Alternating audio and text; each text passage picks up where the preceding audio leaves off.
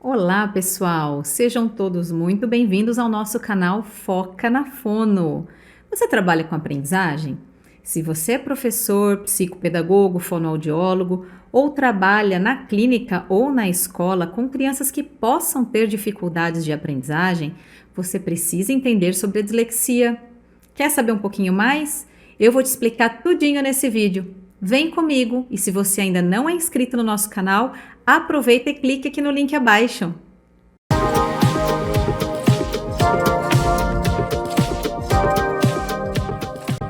Bom, gente, hoje eu quero bater um papo aqui com vocês. Eu selecionei 10, 12 perguntas que eu recebi no meu Instagram sobre dislexia. Na verdade, eu vou fazer outros vídeos discutindo mais questões, porque são bastante. E eu quero trazer aqui para vocês um pouquinho, algumas informações para tentar auxiliá-los a identificar uma criança com dislexia, pensar nas características, a partir de qual idade, como se faz o diagnóstico, quem que faz o tratamento. Eu vou ler as questões para vocês e vou apresentar um pouquinho sobre cada uma delas, ok? Vamos lá, a primeira. A dislexia é uma doença? Não, pessoal, a gente diz que a dislexia é uma condição. Ela é uma condição neurobiológica, o que quer dizer que a criança já nasce disléxica e que vai permanecer disléxica durante toda a vida. O que isso quer dizer? Não tem cura. Então, não é uma doença que a criança tem, toma um remédio, faz um exame e faz um tratamento e ela vai passar. É uma condição neurobiológica hereditária, então provavelmente mais alguém da família também teve dificuldades escolares. É claro que muitas vezes, pessoal, era um avô, um bisavô, que nem mesmo teve uma oportunidade de chegar até o ensino médio, até uma faculdade e mascarou isso. Então a família às vezes vai trazer uma queixa de dificuldade atual desta criança, mas não é possível a gente investigar a história anterior. Então, mesmo se um avô tiver a dislexia, tiver esse gene, a gente não vai conseguir perceber se for essa situação, ok? Então, não, a dislexia não é uma doença. A dislexia tem cura ou a criança aprende a conviver com o problema? Esta é uma outra pergunta. Como eu já falei, não tem cura. Então, por que eu vou fazer um tratamento? Porque, pessoal, a intervenção, se ela for correta e especializada, com profissionais que saibam o que estão fazendo, como estão atuando, ela vai trazer excelentes resultados. Então, nós vamos perceber uma melhora tanto pedagógica, na leitura, na escrita ou ainda na alfabetização, né? Como nas questões emocionais. A gente sabe que quando as crianças não aprendem, não conseguem acompanhar a classe, percebem que existe uma diferença com os coleguinhas, ela começa a se sentir desmotivada, apresentar fuga das demandas de tarefa, não quer ir à escola. Então a gente precisa aí reestabelecer essa autoestima da criança. Então nós vamos ensinar num primeiro momento, né, alfabetizar, trabalhar fluência de leitura, questões ortográficas, construções frasais, compreensão de texto. E em crianças mais velhas, em adolescentes, a gente vai trabalhar muito essa questão emocional, de forma que nós vamos ensiná-los a se organizar melhor, a ter um cronograma de estudo, a elaborar mapas mentais, a compreender qual o melhor caminho que ela deve tomar para estudar, para se apropriar do conhecimento. Cada um funciona de um jeito, pessoal. Não existe regra. Muitas pessoas me pedem para eu gravar um vídeo ensinando quais são as adaptações curriculares ou estratégias para adolescentes. Não dá para fazer isso, gente, porque tudo vai depender de cada criança, de cada caso, de cada contexto. As situações elas são diferentes. De repente, o que é recomendado para um não é recomendado para o outro. É a mesma coisa que remédio. A gente não pode simplesmente pegar a receita do vizinho, do pai, do amigo e reproduzir, tomar o mesmo remédio, ok? Próxima pergunta, a gente já respondeu também. Se a dislexia é um problema hereditário. Então, nós temos sim características genéticas associadas a essa condição, que, aliás, é mais comum no sexo masculino do que no sexo feminino. Com que idade aparecem os sinais da dislexia para que possamos, né, começar a suspeitar? Vamos lá, gente. A gente vai pensar numa criança ali pelos seus 3, 4 anos, começando nossa linha de raciocínio aqui, que tem muita dificuldade na fala. Então, ela fala errado, ela troca letras, ela não compreende o que é antes, depois, manhã, tarde e noite, na frente, atrás. Então, a gente pode perceber que existem alguns conceitos aí prejudicados relacionados à orientação temporal, orientação espacial.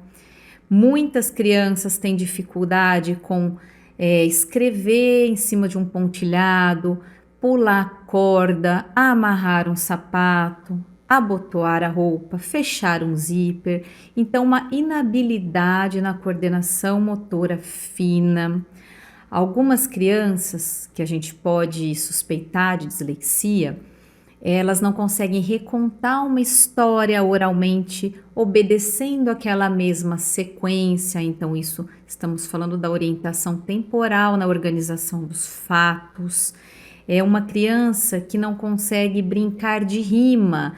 Então, se eu disser 3 palavrinhas para ela, sei lá, pão, chão, Zé, qual não combina, qual não rima? Ela não consegue perceber essa discriminação no som final das palavras. Então, isso também é um prejuízo na consciência fonológica, que é prejudicada no disléxico.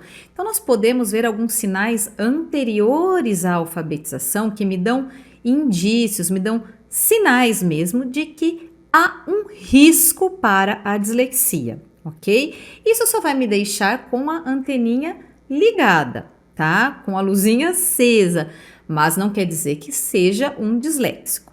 Porém, se essa criança chegar ali no primeiro ano, quando começar o processo formal de alfabetização, aprender a escrever o nome, vogais, consoantes, sílabas simples, e a gente perceber que continua havendo uma dificuldade agora nesse momento de ler e escrever, eu vou ficar mais atento ainda, principalmente como pai e mãe, né, pessoal? Porque os professores vão mudando a cada ano. Por isso que é importante que os pais também saibam quais são esses sinais de risco. Então, minha criança está apresentando uma dificuldade para aprender. Ela está atrasada em relação aos colegas. Mas a escola disse que é por conta da pandemia. Cuidado, pessoal! A pandemia não justifica todo e qualquer atraso. Eu sempre digo isso. Se há uma continuidade ali na criança estar atrasada e ter dificuldade de se apropriar de novos conceitos que são esperados para a idade dela, fiquem atentos. E sempre que alguém me pergunta, eu dou a mesma resposta. Se fosse meu filho, eu levaria para uma avaliação, eu buscaria uma opinião profissional, especializada. Por quê, pessoal? Pode ser só uma dificuldade passageira, temporária? Pode, mas pode ser o sinal de algo mais grave, de algo mais sério, e quanto mais tempo eu demorar para começar uma intervenção, maiores serão os prejuízos. Então, eu levaria para uma avaliação. E outro ponto que a gente tem que pensar, né? Se essa criança está atrasada com relação aos seus colegas, só isso já me basta para ela precisar de um apoio individualizado. Ela já tem um atraso. Independente do nome, independente do diagnóstico, é um atraso. E todo atraso precisa de um estímulo, ok? Então, pessoal, fiquem atentos. Se há um atraso, busquem ajuda. Não esperem acabar o semestre, não esperem acabar o ano, porque às vezes é uma dificuldade, é uma metodologia de ensino que não é compatível com a melhor forma de aprendizado daquela criança. Uma estimulação de 2 meses, 3 meses, 4 meses é suficiente para parear o conhecimento dela, a aprendizagem dela, o nível pedagógico de leitura e de escrita com os colegas. Quantas crianças eu recebo na minha clínica que eu faço uma intervenção de 4, 5 meses e ok, a vida que segue tá tudo bem, certo? Mas precisa investigar sim. Então, é outra pergunta que eu deixei até grudadinha ali, porque é a mesma coisa. É possível detectar a dislexia na educação infantil? Como eu disse para vocês agora, os sinais de risco são possíveis de serem percebidos, sim. E o professor tem um grande fator a seu favor, né, gente? Ele tem o parâmetro de comparação. São crianças com a mesma idade, do nível socioeconômico igual, o que quer dizer que tem as mesmas oportunidades de estímulo em casa. Então, é muito legal como parâmetro de comparação o professor perceber, e vocês, professores, sabem, gente, confiem na intuição de vocês. Porque quando vocês veem um aluno que está mais atrasado com relação aos outros, vocês sabem quando é só uma dificuldade, quando aquele aluno vai se recuperar daqui a uns meses com a própria escola, ali no próprio contexto escolar, e quando ele precisaria de um encaminhamento. Então, não hesitem em conversar com a coordenação, conversar com os pais e pedir uma avaliação. Não temos nada a perder. Como diferenciar a dislexia da dificuldade de aprendizagem? Diagnóstico diferencial, né, gente? Então, no curso Além da Dislexia, a gente fala muito sobre isso. Aliás, se você ainda não conhece o nosso curso, está perdendo um conteúdo fantástico online de 40 horas, tá com uma turma agora aberta até o dia 7 de maio, já formamos mais de 100 profissionais para atuar diretamente com a dislexia.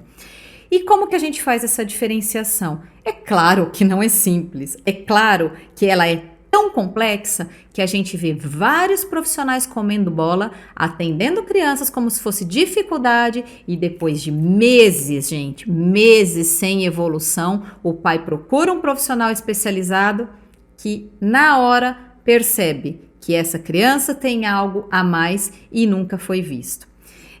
Eu tenho tenho vários casos, né? Mas eu vou comentar um deles aqui com vocês, de uma criança de 9 anos, pessoal. 9 anos.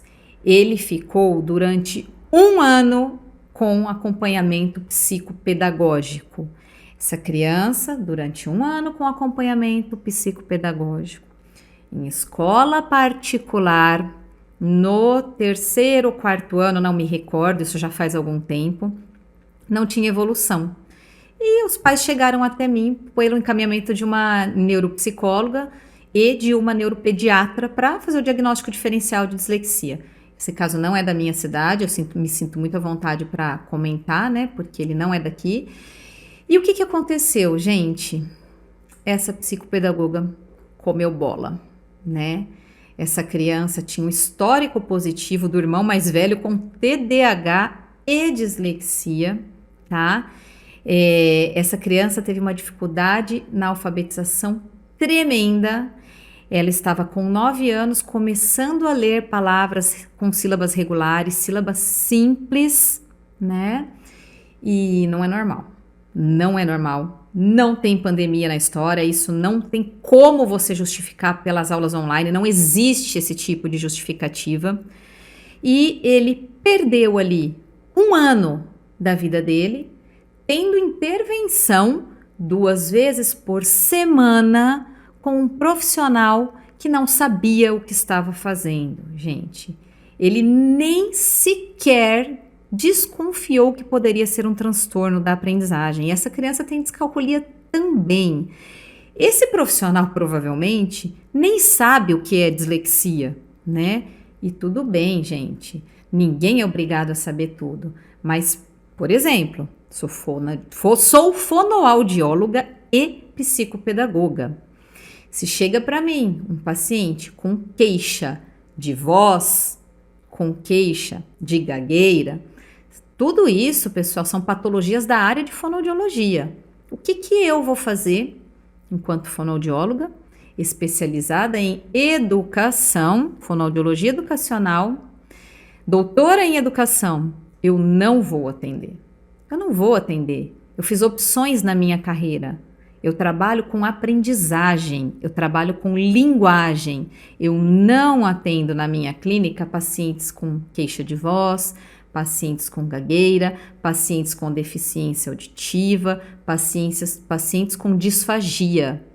São outras áreas da fonoaudiologia. Eu não estou apta para atender esses pacientes. Eu não tenho competência profissional para atender essas condições. Eu me formei, eu sei o básico disso, eu nunca mais estudei sobre isso porque eu optei em afunilar meus conhecimentos na aprendizagem, na dislexia, na linguagem, nos transtornos fonológicos. Então, o que eu vou fazer? Como eu sou uma profissional ética, eu vou encaminhar para um colega que trabalha com isso. Eu faço isso toda semana. Todas as semanas, pessoal. Não é? Então, se você, psicopedagogo, não se sente seguro, não está preparado, não estudou para tratar crianças com transtorno da aprendizagem, atenha-se às dificuldades de aprendizagem. E quando chegar uma criança mais grave, ou você busca uma supervisão de caso, também da supervisão, gente, no mínimo 10 por semana. Então, procure uma supervisão com alguém que trabalhe nisso, que seja especializado, ou encaminhe para um profissional fazer uma avaliação, atender, dar um diagnóstico, ok? Então, é essa forma que um profissional ético, dessa forma que ele deve trabalhar. E não fazer com que a criança perca, e a família, meses da vida dele, dinheiro, porque isso tudo tem um custo, fazendo uma intervenção errada, não é? O que aconteceu com essa criança? Os colegas foram avançando na escola, foram aprendendo, ele continua estacionado, ele continua no mesmo lugar, porque ele não estava tendo um estímulo de fluência de leitura, de rotas fonológicas, de consciência fonológica, de rota de leitura, desculpa, de consciência fonológica, ele não estava tendo uma intervenção especializada considerando as questões neurobiológicas envolvidas na condição do disléxico, ok? Então, pessoal, pais, mães, procurem profissionais especializados, psicopedagogos que ainda não se sintam preparados, estudem, se aprofundem, ou se optarem em atender dificuldades de aprendizagem, encaminhem, tá? Não há problemas nisso. Vamos lá, gente. Apenas um profissional da área da saúde pode detectar a dislexia? Um fonoaudiólogo, um psicólogo? Essa é uma outra pergunta. Como eu já falei para vocês aqui, não. Quem conhece a dislexia, mesmo que apenas os sinais de risco, vou gravar um outro vídeo para vocês sobre os sinais de risco. Pais, tios, avós, professores, assistente social, terapeuta ocupacional, fisioterapeuta, qualquer profissional, qualquer pessoa que conheça a dislexia, que entenda um pouquinho da dislexia e dos sinais de risco, pode desconfiar, né, de uma condição dessa e encaminhar. E é o que eu digo, pessoal, profissionais que não são da área, também falo isso muito do autismo, né, quando eu vou dar curso nas escolas para professores. O professor, ele não tem que saber o que a criança tem, mas ele tem que perceber que ela tem alguma coisa. Basta ele identificar que aquele desenvolvimento não está compatível com a idade, que ele precisa encaminhar sim. O papel dele não é diagnosticar a criança num contexto escolar, né? Mas pedir ajuda, avisar aquela família, encaminhar para um profissional, ter uma parceria para a unidade de saúde, que seja. Eu sei como é difícil isso, eu sei o quanto é difícil, tá? Mas o papel do professor, ele não tem que saber o que a criança tem, né? Essa não é a função dele. Não foi para isso que ele estudou, mas ele sabe que tem alguma coisa errada, ele sabe que tem alguma coisa diferente.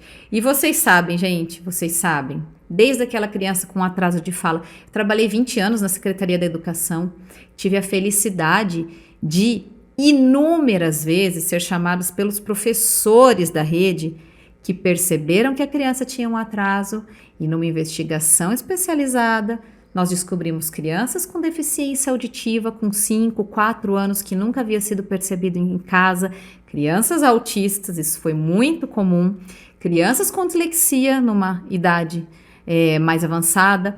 Então, pessoal, acreditem no que vocês, na intuição, mas não é uma intuição, é um saber, no conhecimento de vocês, viram que tem alguma coisa errada, encaminhem.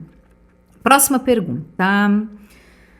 Quais as principais características da dislexia? Então vamos lá, gente. A dislexia, ela começa ali numa dificuldade de alfabetização, se o grau dela for mais grave, né? Então a criança que quando chega no momento de fazer a relação letra-som, entender que o som do V é representado por um V, entender que o som do J pode ser o G ou um J, ela bloqueia, começa a confundir, não consegue, não entende, não faz a conexão que deveria, né?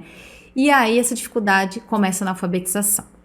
Quando eu tenho uma dislexia de um grau mais leve, mais moderado, essa criança vai se alfabetizar, mesmo que com alguma dificuldade, mas ela passa pelo processo de alfabetização. Porém, depois, ela começa a apresentar dificuldades para compreender uma frase no momento da leitura, para entender um problema e fazer a resolução, para interpretar um texto e colocar respostas, porque vai haver uma sobrecarga de memória dela no momento de decodificar as palavrinhas. Então ela vai se esforçar tanto para ler a palavra, para fazer a conversão daquela letrinha gráfica, aquele registro escrito para o som, que ela vai se desgastar tanto que não sobra memória para ela compreender o que ela está lendo, ok? Então, nesses casos, a característica da dislexia é uma disfluência da leitura, uma dificuldade na compreensão, uma dificuldade que pode não ser na matemática, mas na interpretação do problema matemático. E para a gente fazer esse diagnóstico diferencial, eu posso passar continhas montadas para a criança e ver se ela consegue responder. E posso passar problemas quando ela tem que interpretar o enunciado para ela montar. E aí eu vejo se a dificuldade é no cálculo, na resolução do cálculo ou na interpretação do enunciado do problema. E no momento da escrita, aquelas trocas que são tão características dependendo, né, do tipo da dislexia, visual, auditiva ou mista. Também vamos falar disso numa outra ocasião. Porém, as características que se apresentam são confusões nas letras PB, TD, FV, CH com G, KG, então o G com o C ou com o Q, M com N, U com N, AOTIL com M. Então essas são algumas características que eu vou observar. Algumas delas na cópia, né? Outras delas no ditado e na escrita espontânea, ok? Qual profissional faz o diagnóstico da dislexia? Que está perguntando o diagnóstico e uma outra está perguntando a avaliação, tá? Vou responder as duas de uma só vez. Dependendo de onde veio essa desconfiança, né, da dislexia, esse encaminhamento vai chegar no fonoaudiólogo, vai chegar no neurologista, no psiquiatra, no neuropsicólogo, no psicólogo, no psicopedagogo. Então pode chegar em diferentes profissionais. Gente, a equipe tem que ser multidisciplinar. Então, o diagnóstico da dislexia ele é de exclusão. O que quer dizer isso? Eu não tenho um exame que vai me dizer se a criança é disléxica ou não. É um diagnóstico clínico, por isso que é importante procurar profissionais que saibam diagnosticar. Eu vou fazer isso através da aplicação de alguns protocolos padronizados, de uma sondagem da criança, para ver onde ficaram essas lacunas, da coleta da história da família, que é a anamnese, né? Então, isso envolve diferentes áreas, tá? Por exemplo, necessariamente, quando eu falo em dislexia, eu preciso de uma avaliação fonoaudiológica, porque a dislexia é uma falha na consciência fonológica. Consciência fonológica, linguagem, área de estudo do fonoaudiólogo, não há discussão quanto a isso, tá? Então, quem consegue dizer se é uma falha na consciência fonológica é o fonoaudiólogo, tá? Vou precisar de outros profissionais para excluir outros diagnósticos, outras causas que poderiam justificar aquele transtorno. Então, por exemplo, às vezes eu preciso encaminhar para um oftalmologista para descartar se essa criança tem uma perda visual, se não é por isso que ela está trocando as letras na cópia, para um otorrinolaringologista para ver se ela não tem um déficit auditivo, para um processamento auditivo central, que é a fonoaudióloga que faz, para um psicólogo para ver se não tem um TDAH, aí ela vai fazer uma avaliação neuropsicológica com o neuropsicólogo. Então, gente, de repente para um neurologista para ver se não tem questões envolvidas de epilepsia, que podem gerar aí um comprometimento da memória e por isso que ela não consegue fazer a relação letra-som. Tudo isso depende da minha primeira avaliação. Se essa criança, eu recebo muitas crianças também que chegam primeiro em mim, né? Então eu vou fazer a minha avaliação, dependendo do que eu coletar daquela criança, eu vou encaminhar para outros profissionais imediatamente. Dependendo do que eu coletar, eu vou querer intervir um tempo para analisar a resposta dela antes de encaminhar para um colega. Então, como eu disse para vocês, cada caso é um caso, não há uma receita, mas é necessário uma equipe multidisciplinar para eu poder excluir outras possíveis causas que justifiquem aquele atraso antes de eu fechar um diagnóstico que só poderá ser concluído após 6 meses de intervenção, monitorando a evolução daquela criança. Isso está no DSM-5. Então, nenhuma criança vai para uma avaliação e sai com o diagnóstico fechado. Se você já viu isso, está errado. Nenhum médico, nenhum profissional fonoaudiólogo, psicólogo, neuropsicólogo pode falar seu filho tem dislexia somente com avaliação, ok? Existem casos em que chega um adolescente de 16, 17 anos com uma história muito clássica de um disléxico que já passou durante anos por intervenção, que tem história escolar de adaptações curriculares, aí é outra questão, mas ainda assim ele passou por outros profissionais, ele te traz um dossiê de laudos técnicos e baseado em tudo isso você pode de repente emitir um laudo segundo a sua avaliação especializada daquele momento a partir da retomada de toda a história, ok? Vamos lá. A última pergunta a gente também já acabou respondendo durante o nosso bate-papo, nossa conversa, se existem níveis de dislexia. Então, existem níveis sim, pessoal. É o que eu falei, dependendo do comprometimento da gravidade da criança, a gente vai perceber esse comprometimento mais cedo, ainda durante o processo da avaliação, da alfabetização, ou se for mais leve, a gente pode receber uma criança aí do 4º, do 5º ano que nunca tinha sido percebido a dislexia, né? Às vezes vem aquela criança que passou raspando por essa série, sempre com dificuldade, sempre teve reforço escolar, sempre teve acompanhamento psicopedagógico, mas nunca desconfiou-se de uma dislexia. Pessoal, respondido esse bloco de perguntas, eu tenho mais umas 50 aqui, né? Para esse vídeo não ficar muito longo, já estamos aí com quase 26 minutos, tá? Eu vou terminar por aqui, espero que vocês tenham gostado. Se você tem mais dúvidas, continue mandando para a gente fazer nossos próximos vídeos. Curta nosso canal, se inscreva no nosso canal, compartilhe o nosso canal se você gosta do nosso conteúdo com outros pais, amigos de profissão, que pode ser útil para outras pessoas. Deixe seu like aqui, continue sempre com a gente no Foca na Fono e até a próxima!